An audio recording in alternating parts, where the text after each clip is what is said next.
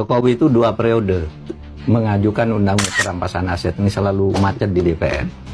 Pak Jokowi itu pertama kali sebelum berakhir periode pertama itu 2018 sudah ngajukan ke DPR gitu. Tapi tertunda kan? Sudah hampir selesai juga tertunda. Hanya dulu tersisa satu materi di mana disimpan barang rampasan itu. Nah, kita ajukan lagi tahun 2019 akhir masuk prolegnas 2020, ternyata sampai 2023 sudah selesai lah di tingkat pembahasan tingkat 1, tinggal dibawa ke paripurna atau disempurnakan dikit. Gitu enggak selesai sampai Pak Jokowi kirim surat. Tolong. Berarti tinggal sekali rapat di paripurna saja, Iya. digotok palu. Pak Jokowi kirim surat. Saya itu yang usul Pak Jokowi, kirim surat lagi aja Pak, karena saya baru ketemu DPR. Coba dong, kirim suratnya kalau sungguh-sungguh. Loh, saya bilang sudah kirim surat dan sudah masuk prolegnas. Tapi oke, kalau ada minta lagi, saya minta ke Presiden. Saya minta Presiden kirim surat tanggal 5 Mei tahun 2023 berarti ya. itu perampasan aset. Saya Artinya bilang kalau sekarang Presiden, iya, saya bilang, Anda yang berteriak-teriak minta surat, ini suratnya, saya tunjukkan ke ini suratnya. Katanya kalau begitu ada Presiden kirim surat mau disahkan. Nggak jalan juga. Saya dipanggil lagi oleh Pak Jokowi. Mana Pak Mahfud? Pak, surat sudah disampaikan. Tapi mereka nggak jalan juga. Oke, sekali lagi akan saya panggil dulu pimpinan parpol. Karena kalau ketua-ketua parpol itu sudah setuju, mengerti ini, kan tinggal bilang ke DPR itu lebih gampang. Oke Pak, kita tunggu. Tapi kalau dengan ketua parpol macet juga, saya akan keluarkan perpu, kata Presiden ya. Tapi sampai sekarang nggak ada. Nah, tinggal sekarang Pak Prabowo ini sangat kuat sekarang. dominasi di parlemen kan kuat sekali. Yang koalisi ke dia aja banyak. Yang tidak koalisi juga tidak beroposisi. Kan kuat banget, tinggal minta dong. Kalau enggak saya keluarkan perpu, bisa. Bulan depan pasti disetujui. Nah, kalau ada yang berani, dia Presiden kok. Luar biasa ya teman-teman. Pak Jokowi 2 periode sendirian memperjuangkan undang-undang perampasan aset. Jadi kita tidak heran kalau banyak yang benci dengan Pak Jokowi. Kenapa? Tidak heran, karena ternyata Pak Jokowi inilah teman-teman yang memperjuangkan seorang diri undang-undang perampasan aset. Ya bahkan pada saat itu tampaknya PDIP pun tidak agresif mendukung usulan Pak Jokowi ya. Padahal Pak Jokowi sudah bersurat. Kita sudah lihat sendiri bagaimana Pak Jokowi menandatangani ya surat undang-undang perampasan aset. Dan dalam banyak momen Pak Jokowi udah mendorong, ayo disahkan ini undang-undang ini, ayo dibahas. Jadi bisa bayangkan ya teman-teman betapa sendiriannya Pak Jokowi ya, paling hanya didukung oleh masyarakat ya teman-teman. Tetapi di DPR, di pemerintah, tampaknya Pak Jokowi ini sendirian. Jadi luar biasa perjuangan beliau ya teman-teman. Nah, tadi dikatakan bahwa Pak Prabowo sudah memotong anggaran dan itu luar biasa menurut Faisal Assegaf. Pak Faisal, Pak paham nggak kalau di 2019-2024 Pak Jokowi juga memotong anggaran banyak sekali. Bahkan anggaran DPR itu hampir 20-30% dipotong. Dipotong Pak. Harusnya kita misalnya ada jatah nih ya. Saya terbuka aja. 2 kali kunjungan kerja, kita hanya 1 kali kunjungan kerja. Dibintangin. Sampai pada marah-marah tuh anggota DPR karena banyak sekali program DPR yang nggak bisa berjalan. Dipotong. Bu Sri Mulyani itu udah, kalau datang ke DPR itu udah males saja dia. Kenapa? Karena selalu diprotes. Dipotong 30%.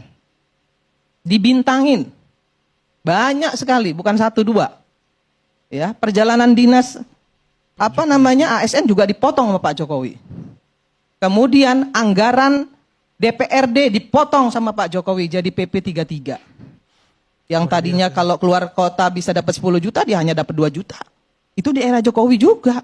Ngeri Pak Jokowi. Jadi jangan cuma hal-hal yang negatif. Berdasarkan data-data yang ada itu ya, dan berdasarkan pengetahuan saya juga itu, pengetahuan intelijen saya, selama saya jadi polisi kan punya pengalaman ya, bahwa konflik itu pasti ada sebabnya. Pendendam Jokowi itu ada 4 paling tidak kelompoknya. Satu, kelompok orang yang dulu pernah dipecat. Yes, setuju. Yang kedua, kelompok orang yang partainya ataupun kelompoknya dibubarkan oleh Pak Jokowi. Ya, organisasi yang dibubarkan. Ya. tahulah kira-kira siapa itu. Iya. Pokoknya gampang kan itu. Iya. Iya. Terus kelompok yang kalah partainya atau kalah pilpresnya kemarin, Kalah pilpres kemarin. Iya. ataupun 14% kalah sama partainya, 24%. terus saya nggak sebut, pokoknya yang kalah itu pasti dendam. Ya. Yang terakhir kelompok asing itu dari Amerika ataupun dari Iya. Eropa, karena Wow. apa? Kepentingan ekonomi Amerika kan diganggu Stop. Iya. oleh Pak Pak Jokowi dengan Betul. adanya Freeport dan sebagainya itu. Pasti dia dendam. Saya Iya. sebagai adik kuasa, dia pasti akan pakai war by proxy. Iya. Gini, saya sampaikan bahwa peristiwa Pak Jokowi mengatakan IP saya di bawah 2 itu memang benar adanya, dan saya mengatakan IP saya 3,78 itu benar adanya. Tetapi itu maksudnya bukan untuk banding-bandingkan prestasi. Jadi pada waktu itu penjelasan Buya Syafi'i, pemimpin itu tidak harus orang pandai-pandai banget gitu, tidak harus profesor doktor gitu. Tapi ada profesor dan doktor bisa jadi pemimpin. Seperti Pak Mahfud, ada bukan profesor doktor seperti Pak Jokowi. IP-nya juga tidak harus tinggi. Pak Mahfud IP-nya berapa katanya? Saya 378 Pak, seingat saya. Itu S2-nya. Karena kalau S3 kan tidak pakai IP. Saya by research, proposal, diuji, terus suruh penelitian, lalu laporan lagi.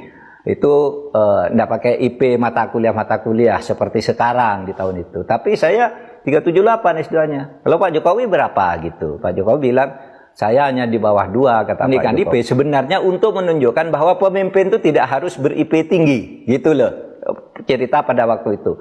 Oleh sebab itu pada waktu itu bukan kontestasi adu prestasi, memang pada waktu itu bicara syarat seorang pemimpin.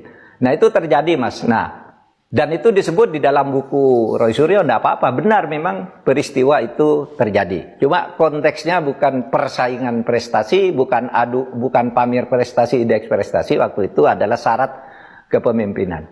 Nah saya sendiri melihatnya kalau kita rasional ya, sebenarnya sih sudah bisa menyimpulkan apa yang terjadi dengan polemik tentang ijazah itu ya. Kita sudah melihat apa yang disampaikan oleh Roy Suryo, Rismond dan Tifa, kita tahu apa ya jawaban UGM, kita tahu bagaimana jalannya pengadilan, kita tahu bagaimana Bareskrim menangani ini, kita tahu. Kita semuanya sudah bisa menyimpulkan secara rasional.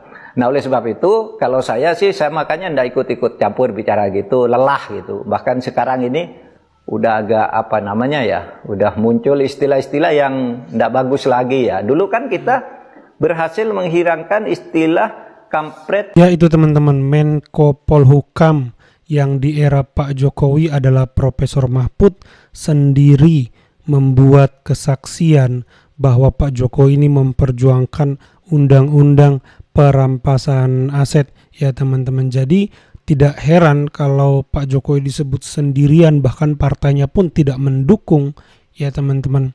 Ya terlihat undang-undangnya tidak gol sampai hari ini. Tentu Pak Jokowi punya orang-orang loyal seperti Pak Luhut pada masa itu, tapi tidak bisa berbuat banyak ya teman-teman, karena harus persetujuan ketua umum di partai ya, di DPR beserta anggota teman-teman. Jadi memang luar biasa bagaimana Pak Jokowi ini perjuangannya ya, tidak tidak banyak omong dia, tapi langsung action ya teman-teman. Nah itu saja video kali ini, terima kasih yang sudah menyimak sampai selesai.